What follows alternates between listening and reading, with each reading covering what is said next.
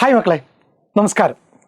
നമ്മുടെ ക്രിസ്മസ് പരീക്ഷയ്ക്ക് കഴിഞ്ഞ തവണ ഒരു ചോദ്യങ്ങളെങ്ങാനും ചോദിച്ചിട്ടുള്ള എന്നാൽ ക്രിസ്മസ് പരീക്ഷയുടെ സിലബസിലും കാണപ്പെടുന്ന ഒരു പാഠഭാഗമാണ് ഓണമുറ്റത്ത്. ഈ ഓണമുറ്റത്ത് എന്ന പാഠഭാഗം ചുരുങ്ങിയ സമയം കൊണ്ട് നമുക്ക് എന്ത് ചെയ്യാം, അങ്ങ് സെറ്റാക്കി വെച്ചേക്കാം. റെഡിയല്ലേ? റെഡി.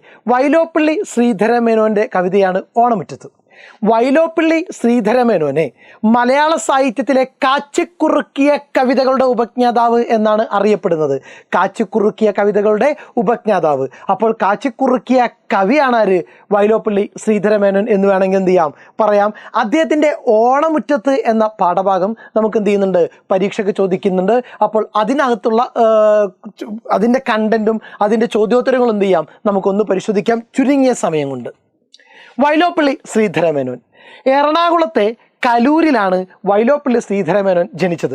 കാച്ചിക്കുറുക്കിയ കവിത എന്ന് അദ്ദേഹത്തിൻ്റെ രചനകൾ വിശേഷിപ്പിക്കപ്പെടുന്നു. അധ്യാപകനായിരുന്നു. സമസ്ത കേരള സാഹിത്യ പരിഷത്ത്, കേരള സാഹിത്യ അക്കാദമി, സാഹിത്യ പ്രവർത്തക സഹകരണ സംഘം എന്നിവയുടെ നേതൃസ്ഥാനത്ത് പ്രവർത്തിച്ചിട്ടുണ്ട്. കേന്ദ്ര, കേരള സാഹിത്യ അക്കാദമി അവാർഡുകൾ, Vayalar award, Soviet land Nehru award, ഓടക്കുഴൽ അവാർഡ് എന്നിവ വൈലോപ്പിള്ളി ശ്രീധരമേനോൻ ലഭിച്ചിട്ടുണ്ടെന്ന് ഒന്ന് ഓർത്ത് വെച്ചാൽ മാത്രം മതി.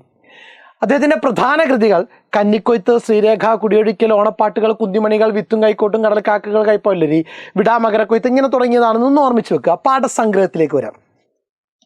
ഓണം മലനാട് എന്ന് പറയുന്നത് നമ്മുടെ കേരളത്തെ എങ്ങനെയെല്ലാം അണിയിച്ചൊരുക്കുന്നു എന്നും പ്രകൃതിയോട് ചേർന്ന് മാനവ ജീവിതം മാവേലി മന്നനെ എങ്ങനെ വരവേൽക്കുന്നുവെന്നും കവി വർണ്ണിക്കുന്നു.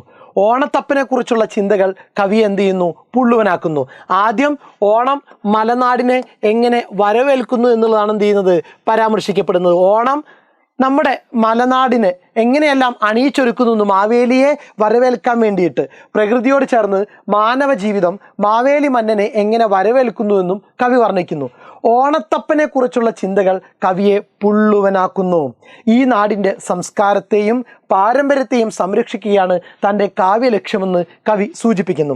പരിഷ്കാരം കയറി നാടിൻ്റെ സ്വപ്നങ്ങളിൽ കരിപുരളുമ്പോൾ ഇയാളെ വേഗം പറഞ്ഞയക്കാനാണ് ആളുകൾക്ക് ഉത്സാഹം. രണ്ട് ഭാഗം നമ്മൾ കണ്ടിട്ടുണ്ട്.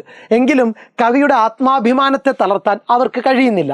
അത്രയ്ക്ക് അചഞ്ചലവും ആത്മാർത്ഥവുമാണ് ഗ്രാമ ജീവിത ധന്യതയെക്കുറിച്ചുള്ള കവിയുടെ സങ്കല്പങ്ങൾ. എൻ്റെ പാട്ട്, പുള്ളുവനായി സ്വയം സങ്കല്പിക്കപ്പെട്ട കവിയുടെ പാട്ട് പഴയ പാട്ടാണെന്ന് ഇന്നത്തെ പരിഷ്കാരികൾ എന്ത് ചെയ്യാം, കുറ്റം പറഞ്ഞേക്കാം. പഴവും അരിയും പപ്പടവും വേഗം തന്ന് ആവുന്നത്ര വേഗത്തിൽ പറഞ്ഞേക്കാൻ എന്ത് ചെയ്യും ഇന്നത്തെ തലമുറ നോക്കാം. എന്നാൽ നാടിൻ്റെ നന്മകളെയും പാരമ്പര്യത്തെയും കുറിച്ചെഴുതുമ്പോൾ താൻ അനുഭവിക്കുന്ന അഭിമാനം ഇവർക്കറിയാൻ കഴിയുന്നില്ല എന്നാണ് ആര് പറയുന്നത്, വൈലോപ്പിള്ളി ശ്രീധരമേനോൻ പറയുന്നത്. ഒരു ഭാഗത്ത് നമ്മുടെ മലനാട് എങ്ങനെ മാവേലിയെ വരവേൽക്കാൻ വേണ്ടി അണിഞ്ഞൊരുങ്ങി നിൽക്കുന്നു. അതിനകത്ത് തുമ്പയെ പറയുന്നുണ്ട്, മുക്കുറ്റിയെ പറയുന്നുണ്ട്, നെയ്യാമ്പലിനെ പറയുന്നുണ്ട്, രാത്രിയെ പറയുന്നുണ്ട്, ഉഷസ്സിനെ പറയുന്നുണ്ട്, അല്ലേ? ഇവരൊക്കെ എന്ത് ചെയ്യുന്നുണ്ട്, പ്രകൃതി വരവേൽക്കാൻ വേണ്ടി തയ്യാറായി നിൽക്കുന്നുണ്ട്. നമ്മൾ ഡീറ്റെയിൽ ആയിട്ട് യൂട്യൂബിൽ ഒരു വീഡിയോ ചെയ്താണ്. നിങ്ങൾ എന്ത് ചെയ്യുക, ഈ ക്ലാസ്സിന് മുമ്പ് അതൊന്ന് കണ്ടു നോക്കുക, കാണാത്തവരുണ്ടെങ്കിൽ. ഓക്കെ, ഇനി ചോദ്യോത്തരത്തിലേക്ക് വരാം. ഏതുമുറങ്ങാതെമ്പാടും വയലേലകൾ തോറും നടുവിൽ പൊൽക്കിഴിയെരിയും വെള്ളിത്താലമെടുത്ത് നിരന്ന് ലസിപ്പൂ നെയ്യാമ്പലുകൾ. നെയ്യാമ്പലുകളുടെ കാത്തിരിപ്പ് അവതരിപ്പിച്ചതിൻ്റെ ഭംഗി കണ്ടെത്തി എഴുതുക. ഏതും ഉറങ്ങാതെ എമ്പാടും വയലുകൾ തോറും നടുവിലൊരു പൊൽക്കിഴിയുമെടുത്ത്, എന്തായിട്ടാണ്, താലമെടുത്ത്, വെള്ളി കൊണ്ടുള്ള താലമെടുത്ത് നിരന്ന് ലസിപ്പൂ നെയ്യാമ്പലുകൾ. എങ്ങനെയാണ് അവതരിപ്പിച്ചിരിക്കുന്നത്, അതിൻ്റെ ഭംഗി കണ്ടെത്തുക എന്നുള്ള ചോദ്യം നോക്കുക.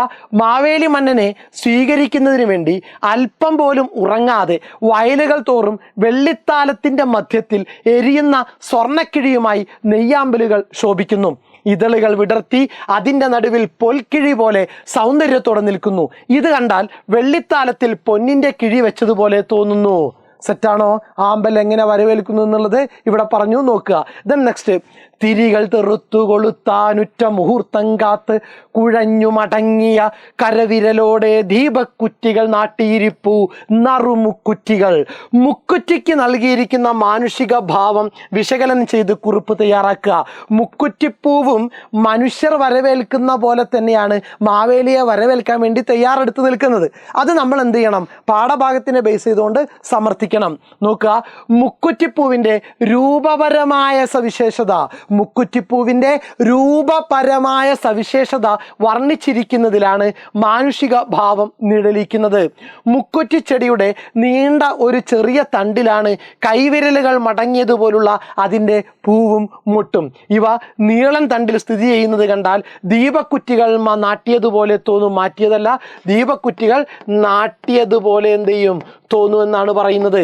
മുക്കുറ്റിപ്പൂവിൻ്റെ രൂപപരമായ സവിശേഷത വർണ്ണിച്ചിരിക്കുന്നതിലാണ് മാനുഷിക ഭാവം നിഴലിക്കുന്നത്. മുക്കുറ്റിച്ചെടിയുടെ നീണ്ട ഒരു ചെറിയ തണ്ടിലാണ് കൈവിരലുകൾ മടക്കിയതുപോലെയുള്ള അതിൻ്റെ പൂവുമൊട്ടും. ഇവ നീളം തണ്ടിൽ സ്ഥിതി ചെയ്യുന്നത് കണ്ടാൽ ദീപക്കുറ്റികൾ നാട്ടിയതുപോലെ തോന്നുമെന്നർത്ഥം.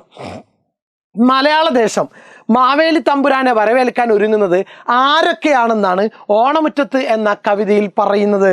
ആരൊക്കെയാണ്? പൂക്കൂട നിറച്ചു നിൽക്കുന്ന തുമ്പകൾ. ഒന്ന്, പൂക്കൂട നിറച്ചു നിൽക്കുന്ന തുമ്പകൾ. തിരികൾ തെറുത്ത് കാത്തിരിക്കുന്ന നറുമുക്കുറ്റികൾ. തിരികൾ തെറുത്ത് കാത്തു നിൽക്കുന്ന നറുമുക്കുറ്റികൾ. പൊൽക്കിഴി എരിയുന്ന വെള്ളിത്താലമെടുത്ത് നിൽക്കുന്ന ആരാണ്? നെയ്യാമ്പലുകൾ. പൊൽക്കിഴി എരിയുന്ന വെള്ളിത്താലമെടുത്ത് നിൽക്കുന്ന നെയ്യാമ്പലുകൾ. കൗങ്ങിൻ പൂവരി തൂകി നിൽക്കുന്ന നിറനിലാവ് അല്ലെങ്കിൽ രാത്രി. കൗങ്ങിൻ പൂവരി തൂകി നിൽക്കുന്ന നിറനിലാവ്. ചങ്ങലവട്ടയുമായി വരുന്ന ഉഷസ്. ചങ്ങലവട്ടയുമായി വരുന്ന ഉഷസ്. ചങ്ങലവട്ടയുമായി വരുന്ന ഉഷസ് ചേർന്നാണ് ഓണത്തപ്പനെ മാവേലിയെ സ്വീകരിക്കാൻ വേണ്ടി നിൽക്കുന്നത്. ആരൊക്കെയാണ്? പൂക്കൂട നിറച്ചു നിൽക്കുന്ന തുമ്പകൾ, തിരികൾ തെറുത്ത് കാത്തിരിക്കുന്ന നറുമുക്കുറ്റികൾ, പൊൽക്കിഴി എരിയുന്ന വെള്ളിത്താലം എടുത്ത് നിൽക്കുന്ന നെയ്യാമ്പലുകൾ, കൗങ്ങിൻ പൂവരി തൂകി നിൽക്കുന്ന നിറനിലാവ്, ചങ്ങലവട്ടയുമായി വരുന്ന ഉഷസ്. ഇവരൊക്കെ ചേർന്നാണ് ഓണത്തെ സ്വീകരിക്കുന്നത്. സെറ്റല്ലേ? ഓക്കെ, ദെൻ ഇത്രയേ ഉള്ളൂ.